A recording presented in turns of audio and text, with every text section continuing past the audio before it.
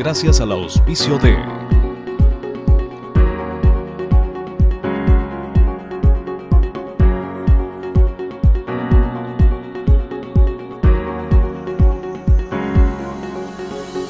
¿Qué tal, amigos televidentes? Bienvenidos a este programa especial de En Contexto aquí por Televisión Católica Los Encuentros. Les habíamos ofrecido analizar las preguntas planteadas para la consulta popular por parte del presidente Lenín Moreno.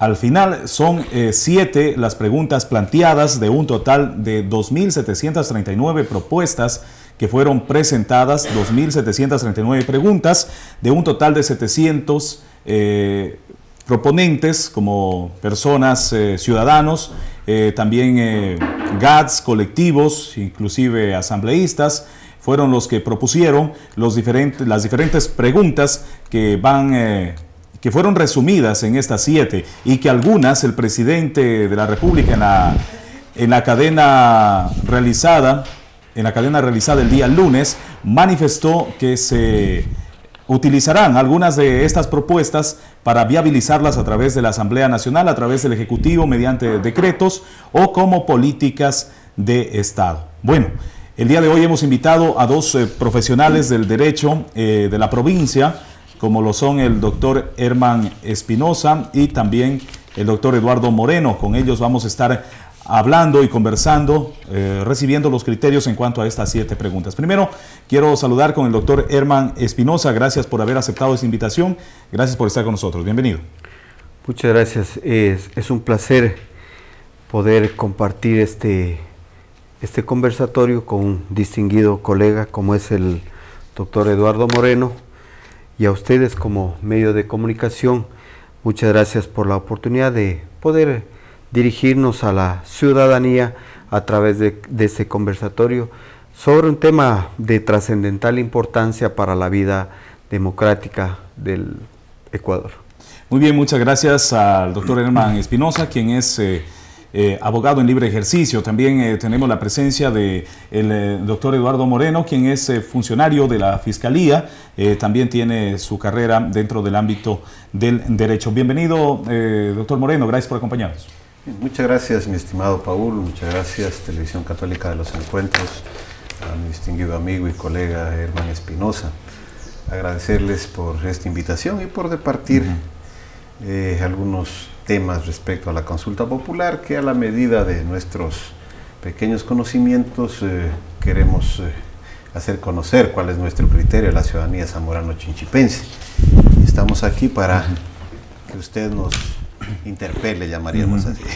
Muy bien, doctor, gracias. Entonces vamos a iniciar analizando las preguntas, y la primera pregunta se refiere al caso de corrupción, que ha sido la de mayor trascendencia por las propuestas presentadas, y es el tema más generalizado. Vamos a tratar de citar algunas de las frases del presidente Lenín Moreno en la cadena de lunes, donde se dieron a conocer estas preguntas, y es que se preguntará sobre la supresión de los derechos políticos para los servidores públicos declarados culpables de delitos de corrupción. Esa medida será de por vida.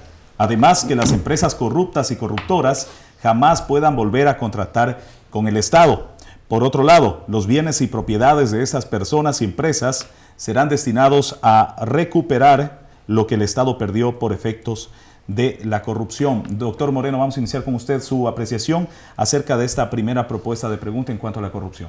Bien, considero que la gran Babilonia de la corrupción en el país es la contratación pública llevada a cabo de manera soterrada. Es así que dentro de estos delitos de corrupción están los delitos contra la eficiencia de la administración pública: cohecho, peculado, enriquecimiento ilícito, testaferrismo, tráfico de influencias. Por lo tanto, consideramos que esta llamada muerte política, muerte civil, debe darse en el país, obviamente cuando esté con una sentencia debidamente ejecutoriada. Para eso hay que enmendar la Constitución.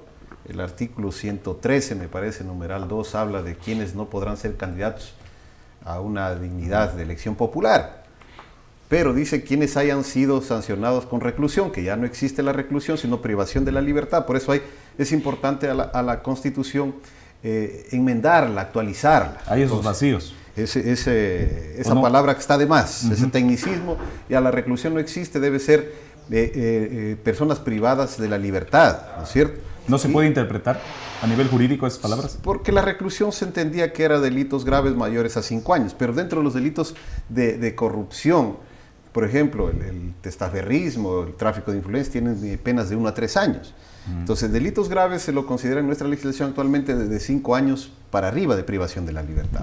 Entonces, concomitantemente con ello, en ese artículo que mencioné de la Constitución de la República, que no podrán ser candidatos a elección popular, deben incluirse también a quienes han sido sentenciados, una sentencia ejecutoriada por concusión, testaferrismo, enriquecimiento ilícito, tráfico de influencias, para que quepan todos esta clase de delitos contra la eficiencia de la administración pública. Además de eso, también reformar el Código de la Democracia, porque en similares términos habla respecto a quienes pueden y quienes los requisitos para ser candidato, y concomitantemente con ello también la Ley Orgánica del Servicio Público, de quienes no pueden ser empleados públicos, ¿no es cierto?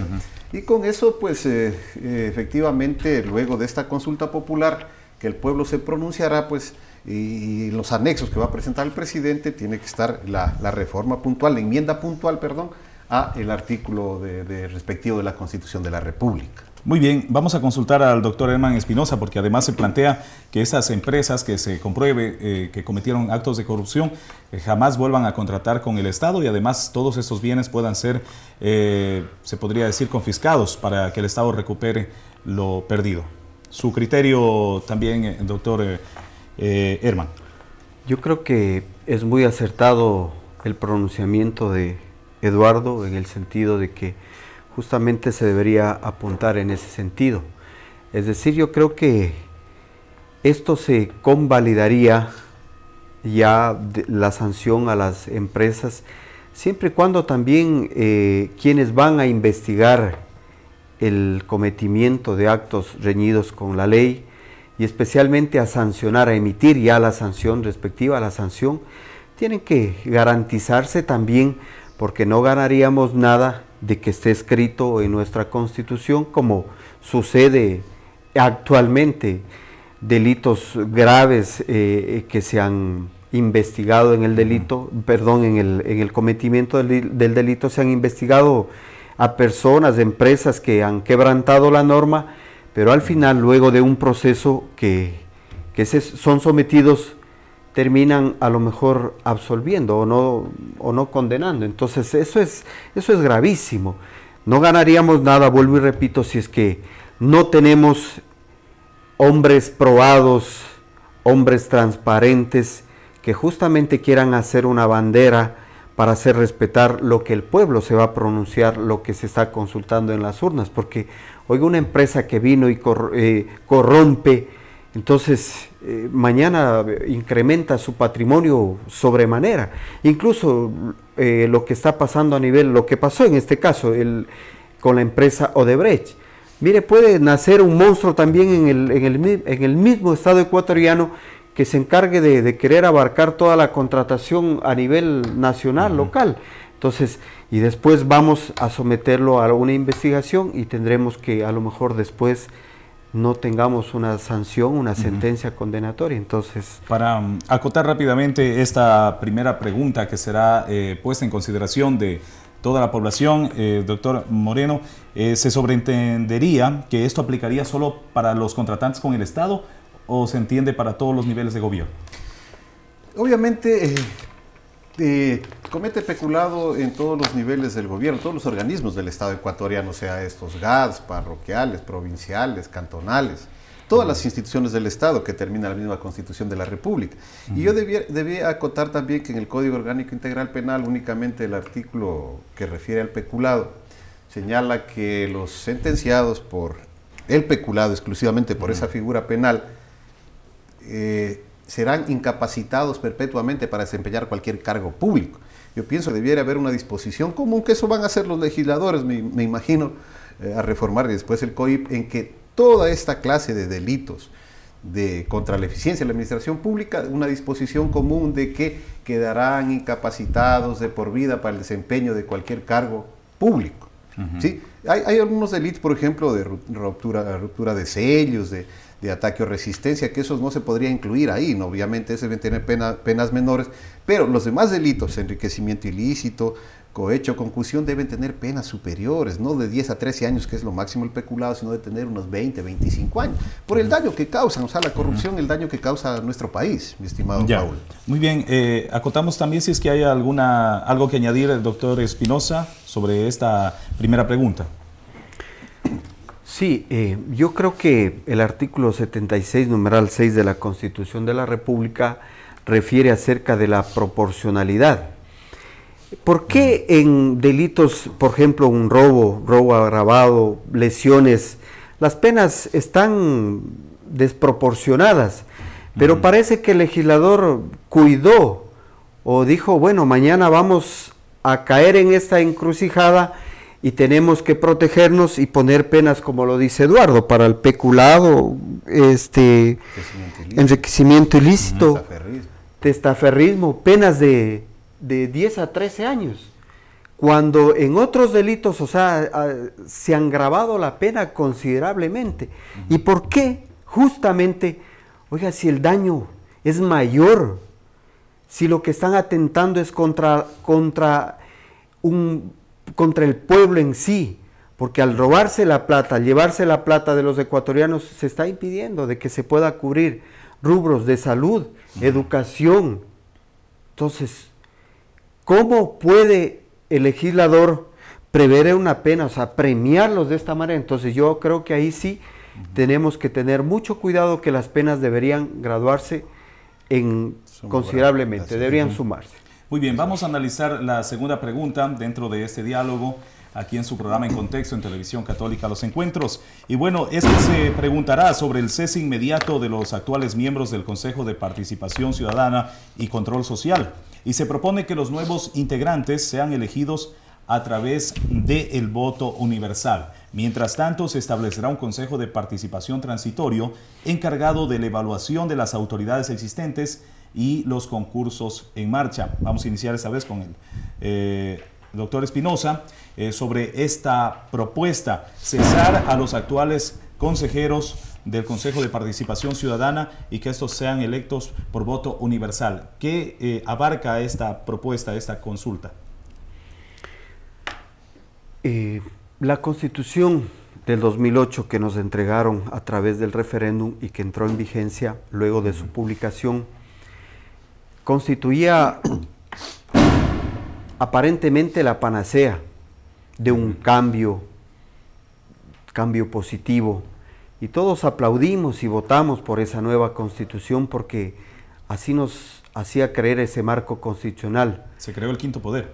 Exacto, entonces esto fue tan pensado que para perennizarse en el poder justamente necesitaban de una herramienta que permita hacer viable este tema. Y eso fue el quinto poder.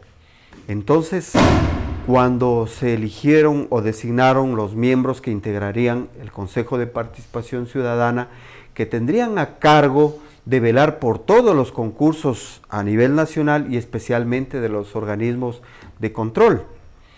Entonces, al tener el poder absoluto, ¿qué han hecho este quinto poder? Simplemente poner al frente de las instituciones a los acólitos de este gobierno, justamente para proteger lo que se venía luego. Entonces necesitábamos que desde arriba nos pongan una persona que sintonice justamente los desbarajustes que se tejían por debajo del Estado, es decir, pusieron a la gente que iba a proteger y no iba a fiscalizar, y eso es lo que ha permitido justamente esta debacle, esta vergüenza nacional e internacional.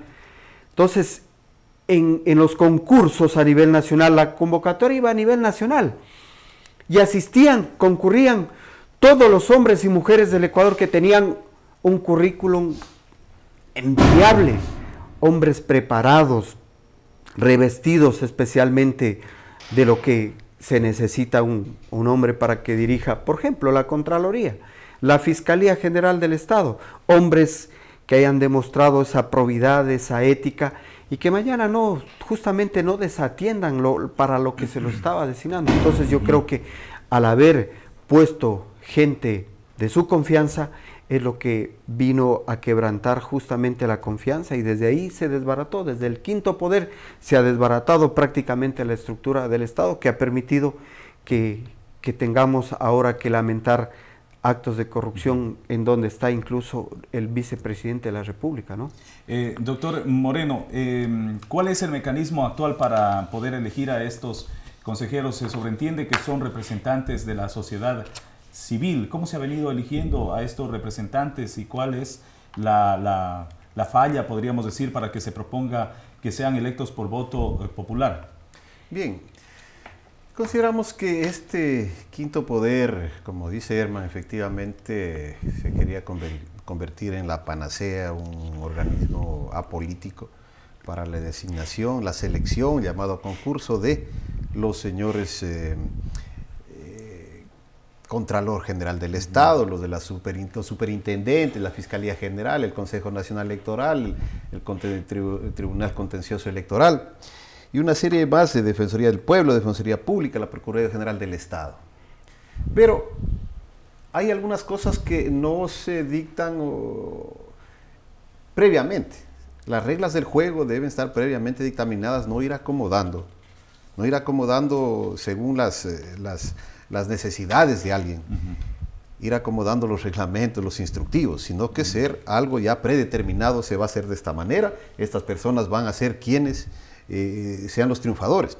Y obviamente yo confío en que si el pueblo ecuatoriano se pronuncia en el sentido de que debe haber un Consejo de Participación Ciudadana y Control Social de manera provisional, sea obviamente la gente con la capacidad, con la entereza moral para poder seleccionar a quienes nos van a dirigir. Y hay otro gran inconveniente, que nosotros, la sociedad civil, tenemos inacción respecto a ellos, somos culpables por omisión, porque muchas veces no impugnamos a nadie, dejamos que allá hagan las cosas. Claro. Que allá llamen a concurso. Hay muchos mecanismos de participación de impugnación, la silla vacía, claro, la silla vacía, no se lo utiliza. La impugnación ciudadana, entonces cuando las vedurías, no se lo hace.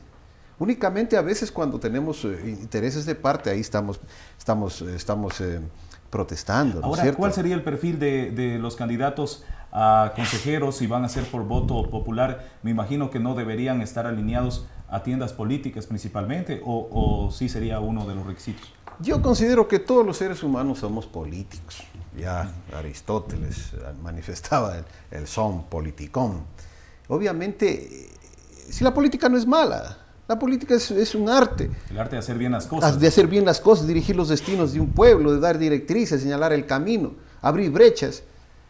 Pero obviamente los partidos políticos deben enviar a sus personas más capacitadas intelectualmente, moralmente, no al más obsecuente, ¿sí? No a una persona que cumpla los designios perversos de u otro cacique.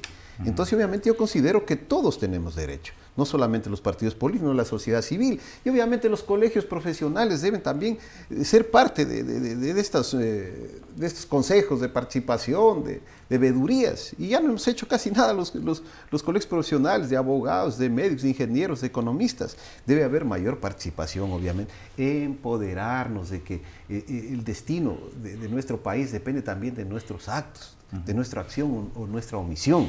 Muy bien, doctor Herman, ¿qué nos garantiza que no nos vamos a equivocar, como quien dice? Porque para elegir un presidente, muchas de las veces la ciudadanía se ha arrepentido. ¿Qué garantiza que no se elija también mal a estos consejeros que serán los responsables de elegir a las autoridades de control? Eduardo decía que habría que buscar la participación casi de todos los actores sociales. Recuerdo anteriormente como Colegio de Abogados de la provincia de Zamora Chinchipe y a nivel nacional. Por ejemplo, la Fiscalía llamaba concurso a nivel nacional para renovar los fiscales de la provincia de Zamora Chinchipe, Loja, Azuay y así respectivamente. Nosotros como Colegio de Abogados, el presidente o su delegado era parte de ese tribunal que calificaba tanto méritos, el examen oral y todo. O sea, todo el proceso se sometía también a un juez que era también el colegio de abogados de cada provincia, entonces, donde nosotros también garantizábamos y conocíamos los méritos de los profesionales que estaban en capacidad de dirigir las instituciones, en este caso la Fiscalía.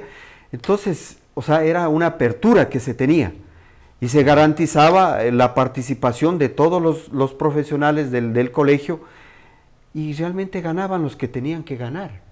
O sea, no es que íbamos ahí a como soy amigo de él, con él no me llevo, no. A veces el que a uno no le podía caer bien, que no ha sido mi caso, oiga, tenía el mejor puntaje que a lo mejor el que yo no me llevaba con él. Esa es la transparencia que se debe buscar a nivel nacional. Hay hombres y mujeres honestos en este país que han dado muestras, que han luchado, que se han convertido prácticamente en fiscalizadores. Yo veo ahí la Comisión Anticorrupción del Ecuador, que se nombró paralelamente un grupo de profesionales donde hay abogados, arquitectos, ingenieros, y han hecho un frente para decirle al país qué es lo que estaba pasando con los dineros de este país, que lo estaban saqueando. Entonces justamente ahí es donde tenemos que buscar esta gente transparente, honesta, que quisiera aportar el día de mañana y llegar a dirigir como sería el quinto poder. Desde ahí poner a la gente más proa a dirigir o a fiscalizar dentro de las instituciones del Estado. Muy bien. Amigos televidentes, gracias por continuar con nosotros. Estamos analizando en esta oportunidad las 7 preguntas que se estarían poniendo a conocimiento del pueblo, y para que el pueblo, el mandante, sea quien elija si todas son aprobadas o alguna de ellas es negada. Bueno, lo estamos analizando con 2 profesionales del derecho, como lo habíamos manifestado. Vamos por la tercera interrogante, y que se refiere a la reelección indefinida, que el anterior presidente lo planteó también y que fue aprobado también en una consulta, en una enmienda constitucional, fue aprobado por la mayoría de la Asamblea. Bueno, en tal sentido se preguntará para dejar sin efecto la enmienda que permite la reelección indefinida. ¿Qué podemos argumentar sobre aquello, doctor Moreno, sobre esta tercera pregunta que iría en la consulta popular? Bien, yo estoy de acuerdo con la reelección, pero no de manera indefinida, porque no hay democracia económica entre quienes están en el ejercicio del poder, alcaldes, prefectos, presidentes, asambleístas, cuando no tienen que renunciar para postularse para el mismo puesto. Cuando cualquier otra persona, cualquier ciudadano, un empleado público, tiene que renunciar, un juez tiene que renunciar 6 meses antes, ¿sí? Si es que hay reelección, cualquiera de las reelecciones debe también renunciar el alcalde, el prefecto, el asambleísta 6 meses antes, para tener igualdad de armas, ¿sí? Porque obviamente hay algunos que tienen sabatinas, tienen de toda la semana, informan contra un ciudadano de a pie. ¿Qué oportunidad tiene de estar en los medios de comunicación dando a conocer su pensamiento, de sus propuestas? Entonces esa cuestión también debiera legislarse, reformarse en ese sentido. Que el que se quiere reelegir por una vez o 2 veces debe renunciar también 6 meses, igual que las demás personas. ¿Por qué tenemos que señalar que en algunos casos tienen que renunciar 6 meses los jueces, en otros casos renunciar a ser miembros de la fuerza pública, por ejemplo? Entonces, esto de la reelección indefinida, no estoy de acuerdo con la reelección indefinida, pero sí una reelección por una vez, ¿sí? Obviamente, y sí... ¿Consecutivamente o descansando un periodo? Puede ser descansando un periodo. Obviamente la Corte Constitucional dará su dictamen si acepta o no la propuesta del señor presidente de la República en los anexos que presenta, para que la ciudadanía pueda dirimir. Y obviamente estos espacios son justamente para determinar si conviene o no que sea una sola vez o saltándose un periodo. Muy bien, doctor Espinosa, ¿cuál es su opinión? ¿Está a favor de la reelección indefinida o definitivamente un periodo es suficiente para que un mandatario pueda cumplir todo lo que ha propuesto en campaña? Personalmente vamos a discrepar ahí con el colega Eduardo, en el sentido de que yo soy partidario de que una persona, un mandatario, sea de elección popular, cualquier dignidad que sea, debe ser un solo periodo. Nosotros conocemos y hemos palpado de cerca, vemos en los gobiernos seccionales, en los gobiernos provinciales, que a lo mejor los 3 años el gobernante tiene una pasividad, pero envidiable. Pero el último año de su mandato, ahí sí se acuerda ya de botar todo el arsenal, obras que nunca se acordó llegar a cualquier comunidad donde nunca llegó, ahí sí se acuerda. Con miras a una reelección. Justamente, ¿por qué? Porque los 3 años se lo pasará haciendo lo que modestamente pueda, ¿no? Pero el año que necesita que el pueblo lo vea caminando va a aprovechar. Y no olvidemos que se mueven con toda la maquinaria que tienen. Vehículos, personales, trabajadores. Se hacen acompañar a inaugurar las obras por acá, por allá, en tal comunidad. Y justamente es con los recursos de los ecuatorianos. Pero cuando nosotros sabemos que este personaje no hizo una administración coherente en los 4 años, no cumplió su plan de trabajo, por eso el plan de trabajo tiene que ser concreto, tiene que ser viable, no se trata de ofrecer por ofrecer. Por eso es que la gente, cuando a veces hay gente honesta que quiere llegar a dirigir las instituciones, claro, cuando a veces la gente honesta no ofrece lo que el político común le ofrece, claro, para ellos dicen, no, este no sirve, pero el que sí le miente, ahí sí hay la posibilidad. Entonces yo creo que ahí es la desigualdad de armas que decía Eduardo. Entonces yo creo que una persona en 4 años puede demostrar qué tan capaz fue o incapaz fue para dirigir la institución. Que siga el proyecto político, podría generar liderazgo, podría ser una alternativa hay para que formar, otra persona vaya. Y eso es lo que no ha pasado. Aquí en la provincia de Zamora Chinchipe, un ejemplo, han secuestrado la administración pública a 4 personas y ellos dan la vuelta y creen que son los únicos, los iluminados. Yo creo que no es justo, porque dentro de sus filas debieron haber formado cuadros. Para eso hay los militantes, los adherentes, hombres y mujeres, jóvenes, que están esperando esa oportunidad para dirigir las instituciones, pero como no les interesa, los tienen ahí tapados, para que justamente en su momento no puedan opacar o no puedan constituirse en la sombra de quien está al frente. Muy bien, doctor Moreno, ¿algo que acotar en cuanto a esta pregunta? Bien, y respecto a esta pregunta, por ejemplo, es interesante la postura de Herman también. Debieran dar opciones múltiples a la ciudadanía. Si quiere reelección consecutiva o después de un periodo. Obviamente porque es el pueblo ecuatoriano el que decide.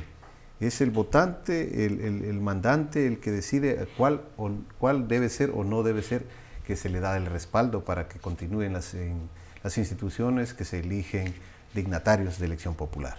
¿Esta medida de ser aprobada aplicaría solo para el nivel del gobierno central o para todos los gobiernos seccionales? Debe ser para todos, todos. Obviamente porque los ecuatorianos somos iguales ante la ley. Porque también fue aprobada para todos los niveles de gobierno la reelección indefinida. Sí, obviamente, pero yo considero que debe continuar así. O sea, si hay reelección, yo estoy de acuerdo con la reelección para un periodo, que puede ser también saltando un periodo, ¿sí? Obviamente para todas las dignidades de elección popular. Muy bien, vamos a avanzar hacia la cuarta pregunta, que se refiere a la ley de plusvalía. Existe la necesidad, según el gobierno nacional, de redistribuir la ganancia alcanzada en un periodo por inversión pública. Además, hay que combatir la especulación del suelo, manifestó el presidente dentro de su propuesta. Pero la ley de plusvalía no solo que no ha servido para eso, sino que ha golpeado al sector de la construcción, aseguró el presidente Moreno, que según los análisis ha decrecido en casi un 8% con efectos negativos en el empleo y en la economía. Entonces, la cuarta pregunta que se consultaría sería sobre la eliminación de la ley de plusvalía que está en vigencia. Doctor Espinosa, ¿cuál es su pensamiento, cuáles sus argumentos en cuanto a esta cuarta pregunta? Yo creo que atinó este gobierno y especialmente el mentor de esta consulta popular, el señor presidente Lenín Moreno, en el haber sintonizado el sentir del pueblo ecuatoriano. Yo creo que antes de llegar a esta entrevista habíamos conversado de que la Constitución habla del buen vivir, y yo creo que el buen vivir establece que la persona debe tener los servicios básicos como son agua potable, alcantarillado sanitario, alcantarillado pluvial, adoquinado, aceras y bordillos, es decir, debe tener todas estas herramientas, todos estos servicios, y al final si le ponen en su lote, en su urbanización, donde usted tiene su casa de habitación, su lote de terreno, estas obras, las mejoras que establece a través de los gobiernos seccionales, las paga usted. Y mañana por estas obras, una vez que usted pagó, va a vender su lote de terreno, su casa. Claro que esto le ha generado una plusvalía, pero esa plusvalía también usted ya ha devengado, usted ha pagado, ha contribuido con los gobiernos seccionales, y lo que tenga derecho a ganar tendrá ese derecho, ese justo derecho. En un inicio, doctor Espinosa, el presidente Rafael Correa de ese entonces planteaba esta necesidad, puesto de que existen autoridades, por ejemplo, un alcalde que pretende construir una obra como un terminal terrestre, lo ponemos a manera de ejemplo, y que sus amigos más cercanos o familiares les recomienda comprar los terrenos junto a esa obra, que luego, una vez construida, elevaría, duplicaría, triplicaría el valor de esa propiedad. Con esa base fue propuesta esta ley de plusvalía.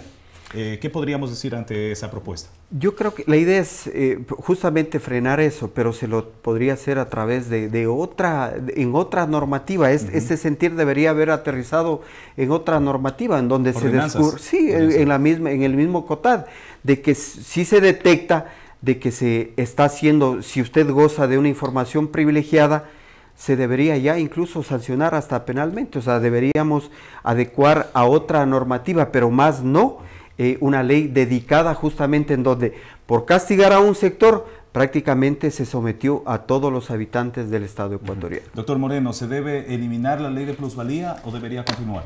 Bien, yo considero de que en nuestro país la persona que más tiene debe pagar más impuestos, porque hay diferencias abismales entre los que más tienen, los que más consumen y los que menos tienen. Y esa es una premisa que llevan a cabo también los países nórdicos, donde se señala que son ejemplos de democracia: Noruega, Finlandia, Dinamarca. Entonces, experiencias positivas de ellos también. Allá se paga bastante impuesto. El que más tiene, más impuestos paga. Pero obviamente, algunos grandes pensadores señalan que para dar derechos a uno, desafortunadamente toca quitar un poco de privilegios o derechos a otras personas. Todos tenemos, obviamente, derecho a ganar cuando invertimos en un bien, pero no a ganar de manera desproporcionada, como decía Herman, cuando hay información privilegiada. Ocurrió, por ejemplo, en las provincias de la costa, cuando hacían grandes perimetrales, justamente por terrenos de los amigos de las autoridades cantonales en esas ciudades.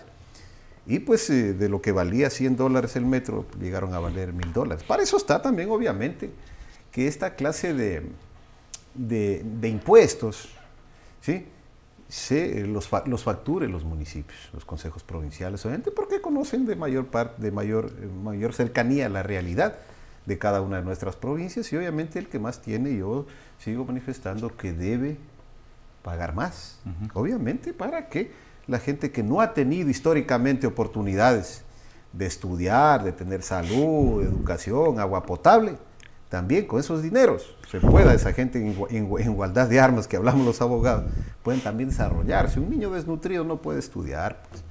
Un niño que no desayuna, no almuerza, que vive en medio de chanchitos, todo eso, sin insalubridad total, o sea, perecerá a continuar siendo una persona que no va a tener oportunidades de sobrevivir en esta sociedad, no va a poder adaptarse a esta sociedad. Muy bien, avanzamos hacia la quinta pregunta. Si de pronto dentro del diálogo surge alguna acotación, al final de la entrevista podríamos abordarla. La quinta pregunta tiene que ver con los derechos de la naturaleza. En defensa de los derechos de las personas y de la naturaleza, el presidente mencionó que él nació en el corazón de la Amazonía y que no podría faltar este tema dentro de la consulta popular. Y sobre este tema se preguntará sobre la ampliación de 50.000 hectáreas de la zona intangible del Yasuní y la reducción de la tercera parte del área de explotación petrolera en el ITT, estos campos petroleros Ispingo Tiputini, que están dentro de este parque. Doctor Moreno, ¿cuál es su opinión acerca de esta quinta pregunta sobre el Yasuní ITT? Bien, yo considero de que los combustibles fósiles, producto como el petróleo, por ejemplo, y debe ir la explotación obviamente de manera equilibrada con la naturaleza. Y además también pues en la necesidad, en lo que se conoce al ser humano. Obviamente nuestro país también debe voltear su mirada hacia la energía solar, la energía eólica, la energía hidroeléctrica, ya no depender solamente del petróleo. Tenemos que respetar nuestra naturaleza, conservarla, porque únicamente nuestros nietos verán por dibujos animados, por la televisión, las cosas que hubieron anteriormente, como los grandes mamíferos que desaparecieron, se extinguieron en nuestra sociedad. Entonces yo considero que toda clase de derechos de la naturaleza que sean afectados, obviamente, como dije antes, si a alguien se le da derecho, se le quita a alguien, a otra persona. Entonces, la sociedad ecuatoriana, que necesitamos, y la importación, la exportación de combustibles, tendrán que esperar, tendrán que también el derecho de ellos de consumir todo nuestro petróleo, restringirse, también deben pensar en que deben las energías alternativas, que obviamente lo tienen muchos países, y acá no sé por qué, pues acá tenemos bastantes vientos que pueden generar energía renovable, saludable, amigable con la naturaleza. Pero una de esas ideas fue la de, por ejemplo, el vicepresidente que hoy está librando un proceso jurídica con la implementación de las hidroeléctricas, por ejemplo. Bien, todo depende de actitud de las personas. Como antes dijimos, la inacción. Hay veces que nos quedamos callados ante actos de corrupción. Aquí debe manejar, confiar en que los ecuatorianos somos gente honrada, honesta, sino que muchas veces nos tropezamos con la misma piedra 1000 veces, ¿sí? Porque no nos apersonamos, no tenemos mayor vinculación con la sociedad o con la política, dejamos que dirijan nuestros destinos los mismos dinosaurios de antaño. Eso es lo que yo puedo opinar, mi estimado Paul. Vamos a consultarle también al doctor Herman Espinosa sobre la consulta de ampliar la zona intangible del Yasuní a 50.000 hectáreas. Esto, conociendo que Ecuador es netamente un país petrolero y basa su economía en la explotación petrolera. Decía el señor presidente como amazónico que esa pregunta está bien pensada. Yo creo que es una forma de honrar al pueblo shuar que vivió o vive milenariamente en la Amazonía. Ellos han sido conservadores por naturaleza. Entonces, mire, ahora a este tiempo nos damos cuenta de que el pueblo shuar, toda la tribu que está asentada en la Amazonía, ha venido jugando un papel trascendental, importantísimo, entre otras nacionalidades, en cuanto a la conservación, porque han sido conservacionistas por excelencia. Entonces, yo creo que también esta es una pregunta que realmente va a ayudar mucho justamente a equilibrar el ecosistema que tan venido a menos, y es una oportunidad para que el ser humano vuelva los ojos a la tierra y así no depender solamente de estos productos. Ahora se ha firmado ya un convenio que permite con la Unión Europea ya sacar nuestra producción hacia el exterior. Entonces necesitamos que la gente empiece a volver los ojos a la tierra y producir, y así vamos a mejorar quizás y a dejar de depender de otras circunstancias. Amigos televidentes, estamos de vuelta en este diálogo que estamos entablando con dos profesionales del derecho para analizar las 7 preguntas que propuso el día lunes el presidente Lenín Moreno para la consulta popular a efectuarse a finales o inicios del próximo año. Y vamos a consultarles sobre la 6ª pregunta, que se refiere a la minería metálica. Según el presidente, es aspiración el tener una minería responsable que respete las normas ambientales y sociales y que no afecte a los ecosistemas frágiles. Puso el ejemplo de Zaruma, que por años ha recibido los impactos de la minería y han ocurrido algunos fraccionamientos en su sector urbano especialmente.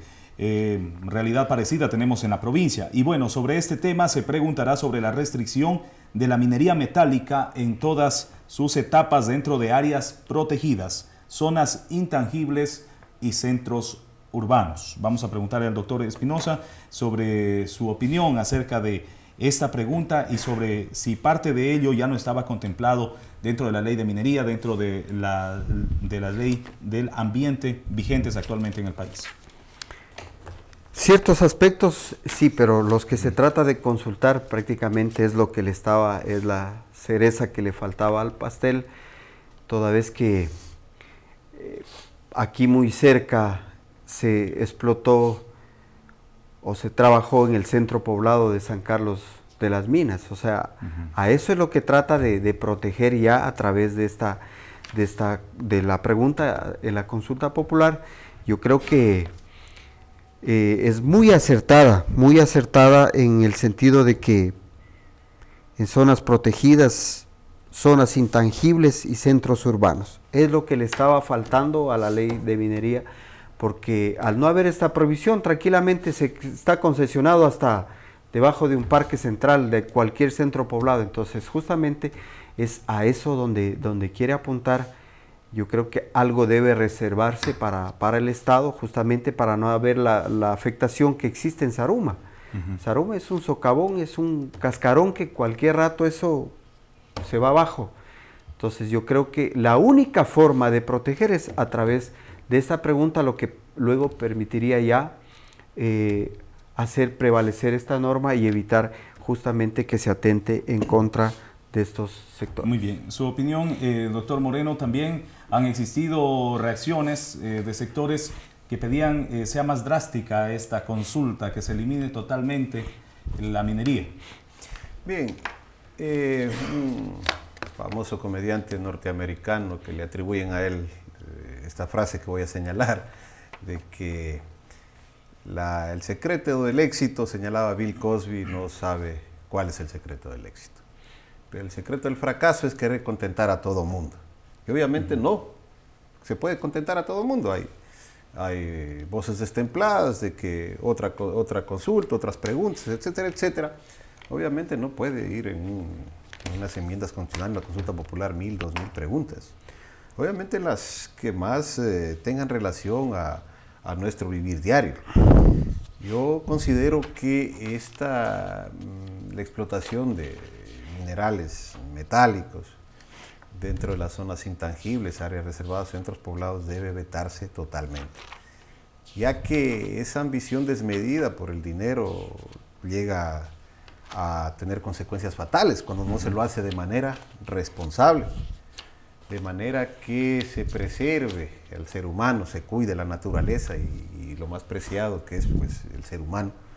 Yo estoy de acuerdo con esta pregunta y yo en este caso votaré sí, a ojos cerrados. ¿Esto implicaría que los gobiernos cantonales identifiquen en zonas que se están poblando, o el Ministerio de Minería, no sé, debería realizar los estudios necesarios para que centros poblados no sigan creciendo en lugares donde se tenga determinados yacimientos minerales? Bien, tiene que haber un engranaje entre todas estas instituciones del Estado, como tú señalas, Paul, porque en algunos sectores, en algunas disposiciones legales, se le ha quitado competencias a los GADS cantonales, se les ha otorgado en otros sectores también, pero debe haber una concatenación, una congruencia entre lo que ellos hacen, dicen y piensan, obviamente, para tener un desarrollo armónico dentro de la sociedad y delimitar claramente las competencias de cada institución y que no haya duplicidad de funciones que lo que hacen abaratar encarecer el costo de las obras. Muy bien, vamos a avanzar hacia el séptimo y último tema que será planteado dentro de esta consulta popular, amigos televidentes, y se trata acerca de crímenes sexuales. El presidente de la República manifestaba que estos crímenes, sobre todo cuando se cometen contra la niñez, encuentran impunidad por el silencio y el temor, por la indefensión de los niños que, amenazados por criminales, no denuncian ni cuentan el horror que están viviendo. Se preguntará si los ciudadanos están de acuerdo con que no haya prescripción en los crímenes sexuales contra niños, niñas y adolescentes. Doctor Espinosa, ¿qué implica esto? Que no prescriban estas denuncias, estos juicios. Es lamentable, a nivel nacional se conoce un gran porcentaje de estos delitos. Y claro, lo que se trata a través de esta pregunta es de que sean delitos imprescriptibles, puedan perseguirse en cualquier tiempo para justamente defender el cuerpo de un niño, de un adolescente. Es un templo, es sagrado, que nadie podría atentar contra esta persona, contra este menor de edad. Esta palabra imprescriptible podríamos darla en un ejemplo para que todos entendamos. Una de las preocupaciones dentro de una consulta popular es sobre si interpretamos y entendemos bien las consultas todos los ciudadanos. Sí, es decir, si mañana a X persona se le acusa de un delito sexual, de una violación de un niño, se inicia el proceso y de pronto esta persona se pone a buen recaudo, es decir, se va a otra ciudad, sale fuera del país, es decir, no podrá volver nunca, es decir, no prescribe nunca. Solamente se conocerá el desenlace de ese sentir, de ese delito, si se castigó o no, si a lo mejor él comparece al proceso a través de la defensa técnica y con el aporte de las pruebas que se tendrá que hacer, a lo mejor podrá absolverse o condenarse esa persona, pero si él no se presenta o dice, bueno, voy a esperar que pasen 10 años, ya se olvidan, 20 años, 50 años, este morirá y no prescribirá el delito. Muy bien, es un tema que me parece todos vamos a estar de acuerdo, pues no puede quedar impune estos crímenes sexuales. Implicaría también que si un niño en su momento adecuado no denunció esto y ya en una vez adulta lo denuncia, ¿incluye eso también la no prescripción? Perfecto. Totalmente de acuerdo con esta pregunta, también yo voy a votar sí, porque esta clase de delitos que se cometen contra las personas que menos pueden protegerse, niños, niñas, adolescentes, menores de 18 años, personas con discapacidad. Al menos en los niños, en las niñas, adolescentes, lleva una secuela de, en algunos casos, odio, resentimientos, venganza, sed de venganza. Por eso es importante un tratamiento adecuado, una reparación integral psicológicamente desde el punto de vista psicológico.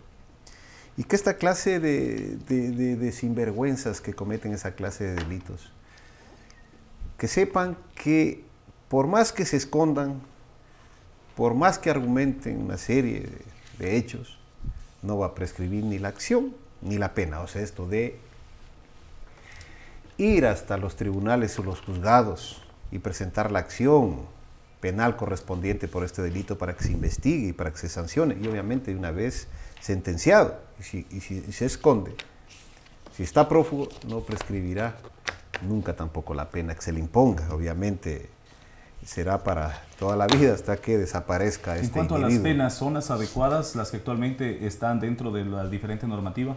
Yo considero que también la imprescriptibilidad, y iría más allá, hasta la cadena perpetua en esta clase de delitos. Porque una persona que ha sido violentada sexualmente, un niño, llevará una secuela durante toda su vida. De ahí vienen algunos problemas de alcoholismo, drogadicción, violencia, suicidio, todo eso. Eso es para toda la vida. Y obviamente con cadena perpetua, pues yo pienso que puede ser algo de prevenir, de disuasivo a los violadores. Y obviamente los medios de comunicación, toda la sociedad, señalar que esta clase de delitos van a ser imprescriptibles y tienen como pena la cadena perpetua. Y también la imprescriptibilidad de otros delitos contra la administración pública que hablamos en antes. Entonces, de mi parte como abogado, como fiscal y viendo el sufrimiento de estas personas, de gente inocente, estoy totalmente de acuerdo que no prescriban estos delitos, que en cualquier tiempo se los pueda denunciar, ya cuando una persona es adulta, mayor, pueda hacerlo. Y obviamente demostrarlo de manera científica, de manera con todos los argumentos legales, psicológicos, sociológicos, antropológicos, poder lograr obviamente una sentencia condenatoria para esta clase de individuos que son sujeto activo de esta infracción. Muy bien, para culminar ya con nuestros invitados, Estas 7 preguntas fueron enviadas a la Corte Constitucional de la República, quienes serán los que aprueben cada una de ellas o modifiquen. No sé si se podrá modificar por parte de la Constitución, de la Corte Constitucional. Y bueno, con los pasos a seguir queremos culminar también, y si algún tema se nos quedó suelto, por favor, el doctor Herman Espinosa, agradeciéndole por su participación. No simplemente acotar a la última parte que decía Eduardo, que estaría de acuerdo en que se incremente la cadena perpetua. Yo respeto mucho el criterio, pero no lo comparto.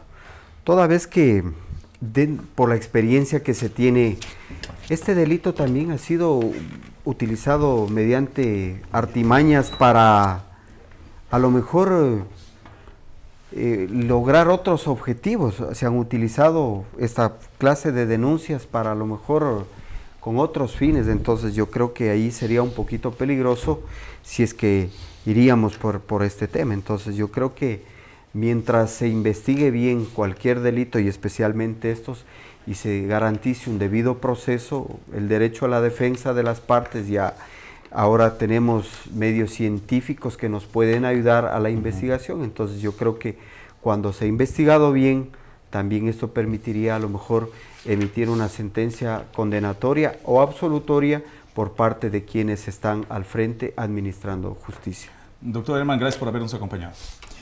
También con el doctor Eduardo Moreno queremos agradecerle por haber estado con nosotros y dejarle también con su mensaje final dentro de este análisis de las preguntas propuestas a la consulta popular. Bien, la pregunta del millón sería si con esta clase de consulta popular, estas preguntas que se le pone en consideración a la ciudadanía, se acabará la corrupción. Y obviamente considero, y me doy la respuesta, que todo intento es importante de frenar esta clase de actos lesivos a la sociedad para vivir en un estado de armonía y hacer respetar lo que señala el artículo 1 de la Constitución, un estado constitucional de derechos, justicia, y obviamente para que se puedan desarrollar nuestra descendencia, nuestros hijos, nuestros nietos, y vivan un estado de igualdad de oportunidades y vivir felices, en armonía con la naturaleza también, que sí hay cómo hacerlo, pero con la voluntad, con la actitud de los seres humanos. A veces no es necesario las leyes para esto, sino solamente en el hogar es donde se aprende a dirigirse de tal manera, de manera correcta, donde se aprende las lecciones de moral, a saludar a la gente, a ser agradecido. Ya con las leyes muchas veces mucha gente la viola. Y lo que se aspira con esta pregunta, que el pueblo, sabio como es, la voz del pueblo es la voz de Dios, se pueda plasmar en la Constitución y luego de ello en las leyes pertinentes, en diferentes códigos orgánicos, lo que es la voluntad del pueblo ecuatoriano. Muchas gracias, mi estimado Paul, muchas gracias a todos ustedes, Herman, por darnos esta oportunidad. Muy bien, gracias al doctor Eduardo Moreno también por su participación. Amigos televidentes, están planteadas las preguntas, sus opiniones son importantes. Si no concuerdan con lo expuesto dentro de ese análisis, estamos abiertos para que nos puedan visitar también y con ustedes ir analizando todas estas consultas. Déjenos sus comentarios en redes sociales y será hasta la próxima oportunidad. Sigue en sintonía de Televisión Católica Los Encuentros. Muy bien.